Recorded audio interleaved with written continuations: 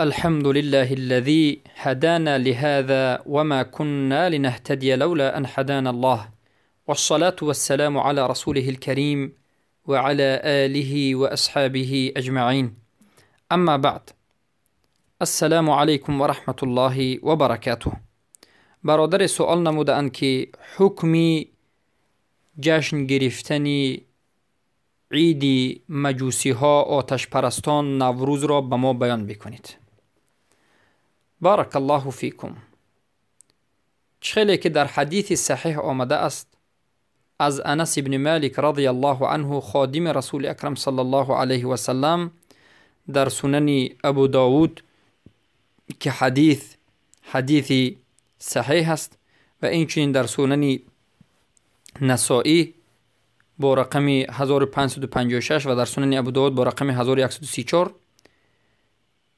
که میگویند قدم رسول الله صلی الله علیه و سلم المدینه، رسول اکرم صلی الله علیه و سلم به مدینه آمدند و مردم را دیدند که مردم اهل مدینه 2 روز را روزی بازی اختیار کرده اند و روز خرسندی اختیار کرده اند. رسول الله به مردم گفتند ما هذان الیومان، این 2 روزی که شما در این روز بازی میکنید و خرسندی میکنید این چی روز است؟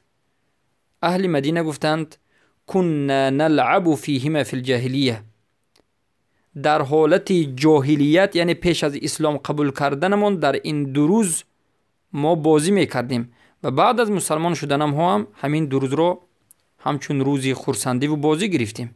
رسول اکرم صلی الله علیه و سلم به آنها گفتند ان الله قد ابدلكم بهما خيرا منهما، البته الله سبحانه و تعالی به عوض این 2 روز شما 2 روز دیگر را به شما داد و این 2 روز را به روز دیگر تبدیل کرد که این 2 روزی که الله به شما داد از این 2 روزی که شما خرسندی میکنید بهتر است.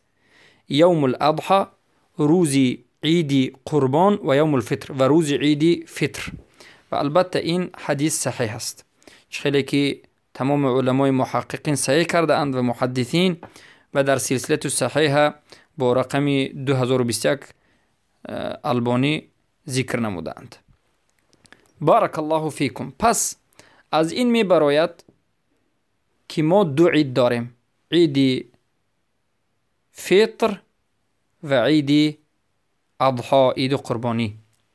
اما غیر از این عید دیگه باقی مانده همه عیدهایی که در این روی زمین وجود دارد و امروز عیدهای گوناگون مشاهده می شود، از عید میلادی، عید 8 مارت که مادر میگویند، البته این عید کسانی که از مادر عاق شده اند، عاق مادران، و عید استقلالیت، عید وطن و عید تمام عیدهایی که است و در جمله عید نوروز جشن گرفتنش همه اش کفر است و همه اش مخالف سنت رسول اکرم صلی الله علیه و سلم است و خصوصا عیدهایی که تعلق به جاهلیت دارد و تعلق به دین دارد، به مانند عید میلادی و به مانند عید نوروز، یا که عیدهایی که ضد مخصوص به ضد اسلام پیدا کرده شده است، به مانند عید 8 مارت که این عید به حجابی، یعنی همین روز حجاب را ترک کردند و کافرها همین روز را روز خرسندی گرفتند که مسلمان ها را گویا شکست دادند، که البته خرسند شدن به این عید، جشن گرفتن این عید را از عید خود دانستن کفر است، به صاحبش حجت رسانیده می شود، به قرآن و سنت فهمانده می شود که این کفر است، بعد از فهمیدن باز انجام دهد کافر می شود. بارک الله فیکم. پس در این روز بنده مسلمان، یک انسان مسلمان چی باید بکند؟ باید از جشن گرندگان این عید خود را دور بگیرد، روزش روز عادی طبیعی مثل دیگر روزها باشد.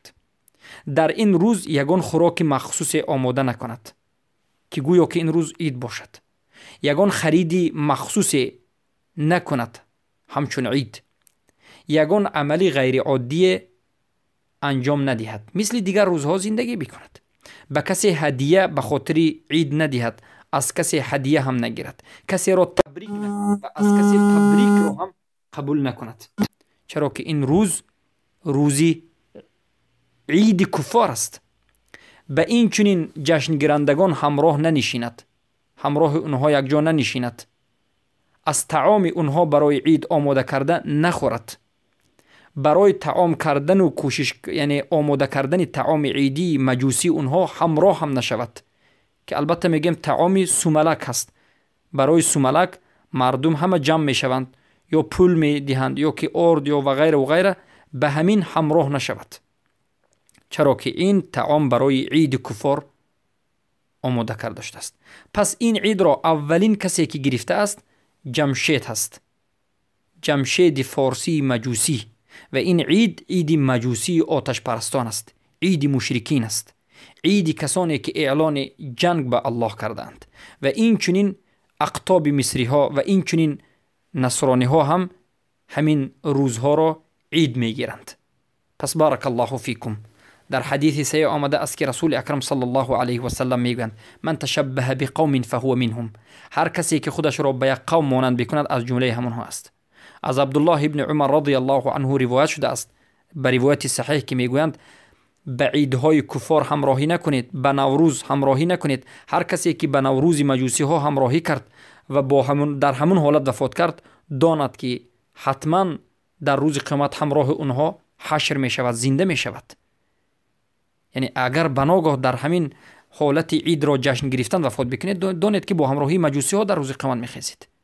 البته این یک بلای بزرگ است و این خودش یک خسارت و عذاب است.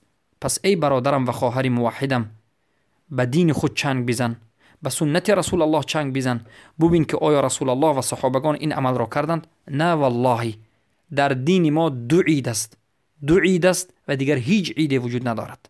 رسول الله ما را منع کردند که به دیگر عیدها دست بزنیم. یگان نفر از صحابگان نکردند و صحابه ها امر کردند که ما باید از این عیدها دست بکشیم و ما را نهی کردند. پس دانید که این عید عید کفار است، عید مشرکین است. برای همین علمای بزرگ جشن گرفتن این عید، حتی یک تخم را به کسی دیگر هدیه دادن در این روز را چی گفتند؟ کفر، و صاحبش را کافر نامیدند.